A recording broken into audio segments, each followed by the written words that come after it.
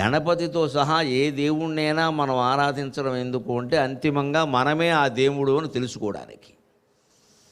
ఇది ప్రధాన లక్ష్యంగా మనం గుర్తిస్తే తప్ప ఆధ్యాత్మికతలో ఒక్క అడుగు కూడా ముందుకు వెయ్యలేం. ఏ దేవుణ్ణైనా నువ్వు ఆరాధించేది ఎందుకంటే హిందూ మతం చెబుతున్నది ఒకటే మాట, నువ్వే ఆ దేవుడివి తెలుసుకో, తర్వాత ఆరాధించావా మానవా నీ ఇష్టం. ఎప్పటికైనా అది తెలుసుకునే ప్రయత్నం చేయాలి. నువ్వు నేను ఇక్కడ చరాచర జీవరాశులు ఈ గొట్టాలు గొడుగులు సహా అన్నీ భగవత్ స్వరూపమే. జడ పదార్థాలు భగవంతుడే, చైతన్య పదార్థాలు భగవంతుడే. చిచ్చక్తి చేతనారూప జడశక్తి జడాత్మక అంటారు లలితా సహస్రంలో. చైతన్యవంతులైన మానవులలో జీవులలో కదలిక రూపంలో ఉన్నది అమ్మవారే.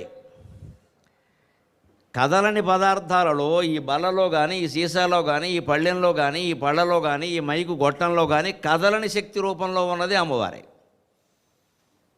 శక్తి రెండు రకాలుగా ఉంటుంది. భౌతిక శాస్త్రం వారికి బాగా తెలుస్తుంది, స్థితిశక్తి గతిశక్తి అని.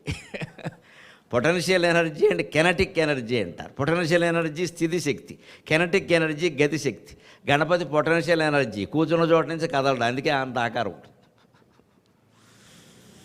కుమారస్వామి కెనటిక్ ఎనర్జీ, ఆయన చాలా వేగంగా ప్రయాణిస్తాడు. అందుకే గణపతికి కుమారస్వామికి తీర్థాలన్నీ తిరగాలని పోటీ పెడితే 360 కోట్ల తీర్థాలు తిరిగొచ్చాడు కుమారస్వామి నెమల వాహనం మీద. తిరిగేట సరిపోయింది. అందుకని సూక్ష్మమైన ఉపాయానికి గణపతి ప్రసిద్ధి. అందుకే ఆయన భార్యల పేరు సిద్ధి బుద్ధి. బుద్ధి ఉంటే సిద్ధి వస్తుంది, అంతకంటే ఏం లేదు. ఆయన 2 పెళ్ళిళ్ళు చేసుకోలేదు, దుష్ప్రచారం చేయదు దేవుళ్ళ గురించి. మన దేవుళ్ళు ఎవరికి 2 భార్యలు లేరు. అసలు వాస్తవం చెప్పాలంటే దేవుడికి భార్యే లేదు.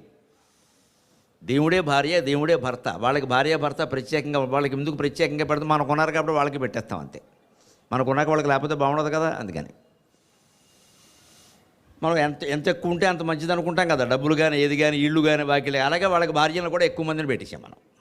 ఒక్కరే ఉంటే ఎలా సరిపోతారండి? 16 మందిని ఈయనే పెట్టాడు ఇక్కడ. వాళ్ళు ఎవరు చేసుకోలేదు ఆ పెళ్ళిళ్ళు. గణపతికి అసలు పెళ్ళే కాలేదు, కుమారస్వామికి పెళ్ళి కాలేదు.